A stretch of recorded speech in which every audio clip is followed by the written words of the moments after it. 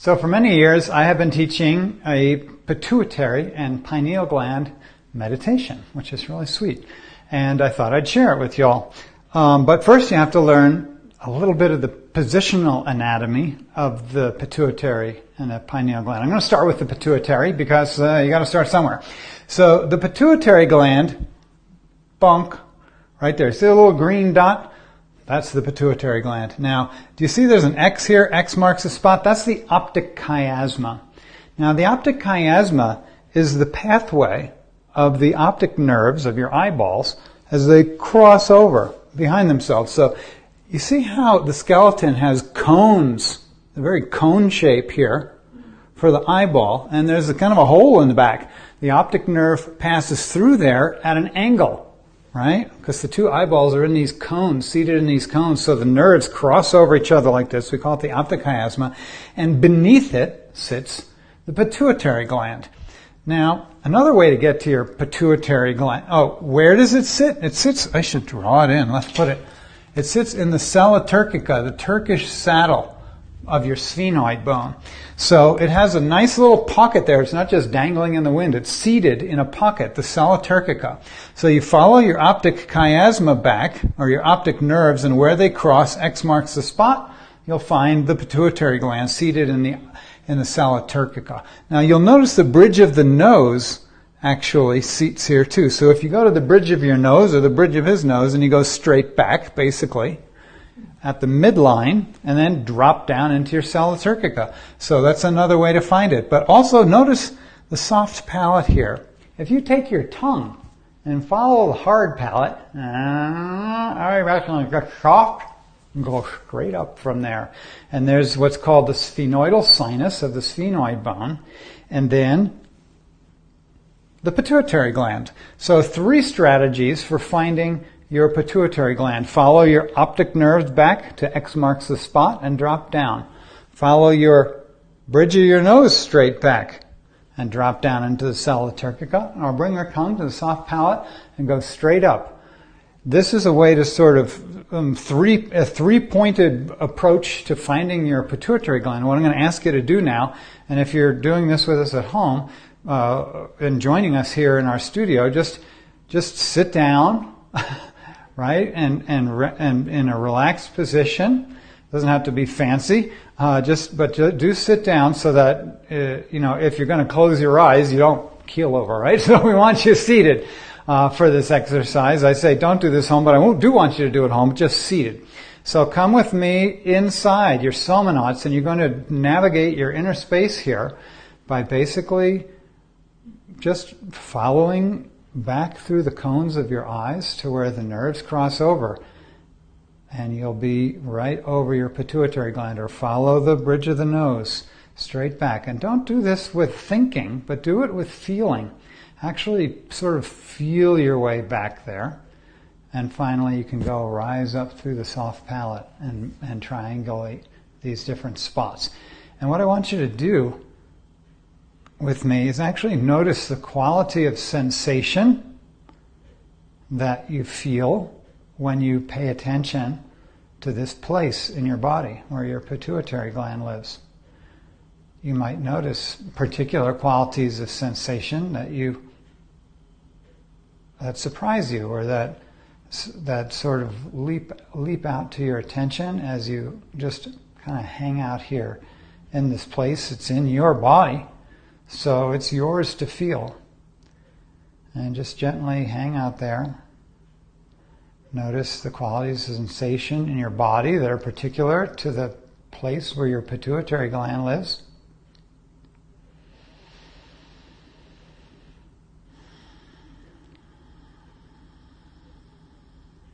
Let your eyebrows be soft.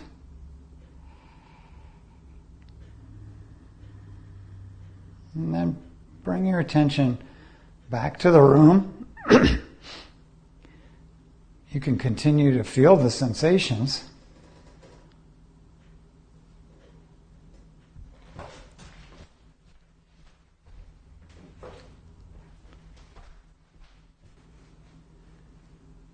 And with your attention in the room, you might say, oh, I felt such and such a way, or such and such a way.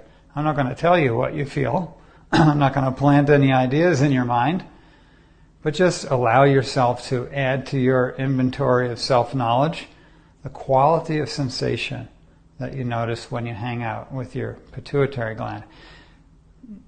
Now we're going to add the pineal gland. Where is the pineal gland? Well, this is a self-portrait, by the way. You like it? So, the pineal gland I have drawn right there. Where does it live? It lives in the back of the third ventricle.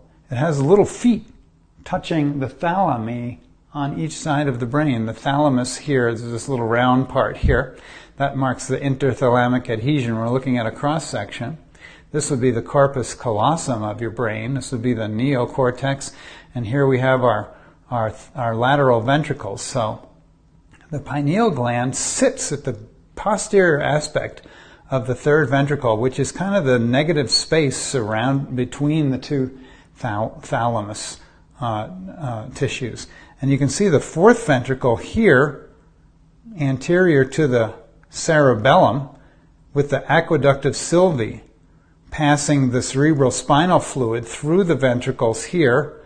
And notice how, if you were coming up from the spine, you'd be sort of splashing like a ball on a fountain, the pineal gland. Now, if we drop straight down from the crown of the head, the high point of your head here, you come into your pineal gland.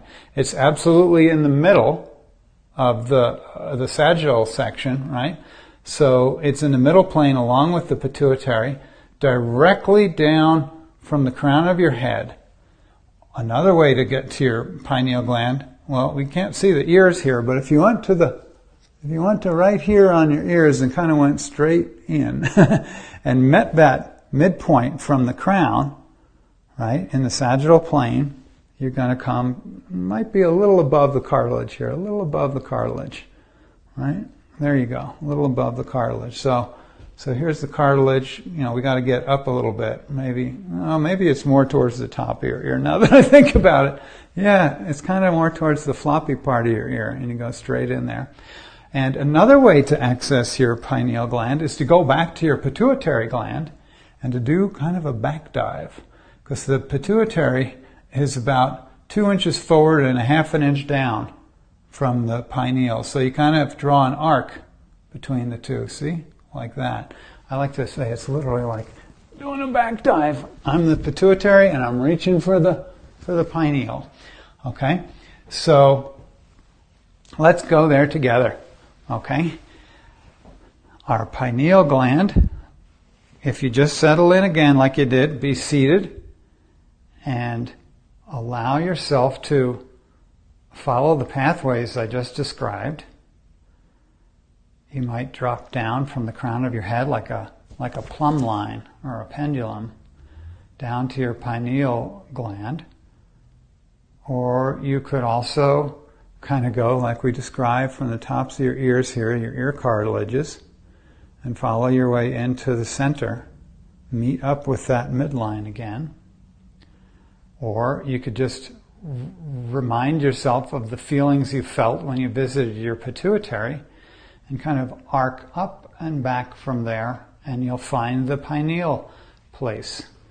And as you do, just notice what surprising qualities of sensation you might feel there, and maybe there's distinct sensations particular to the place where your pineal gland is, as opposed to your pituitary. And again, it's not a thinking process, but a feeling process that brings you into this space within yourself.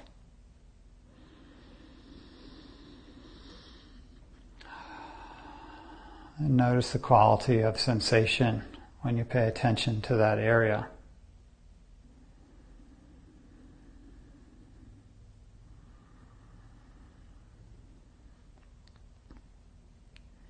Now you might add to this, as you enjoy that sensation, that you can actually kind of reach forward from your pineal forward and down towards your pituitary, and as you arrive at the pituitary place, you can kind of pause for a moment and then arc back, and you can actually create a sensation relationship between your pituitary and your pineal gland, just kind of arcing back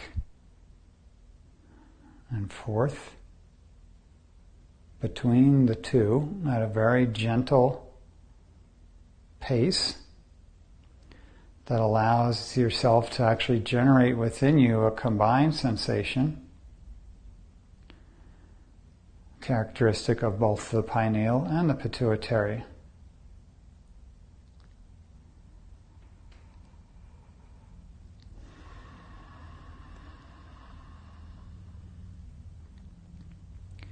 Now, this is an exercise that you can do by yourself or with friends, or silently while you're working with a client who may be on your table and you're holding their head in your hands, and you can go to this place in yourself and find yourself entraining your client to a very deep and peaceful place within themselves. It's a nice way to do service, actually. It's a nice way to create an entrainment that's very positive and enriching. It's nice to know where your pituitary and pineal are, and if you're back in the room with me now, you might be aware of the quality of sensations that are still present to you. Not just lost in an internal world, but this can be present to you in our common environment. And again, I'm not going to tell you how you feel, but I'm going to let you enjoy the potential feelings that you have within you. So there you go.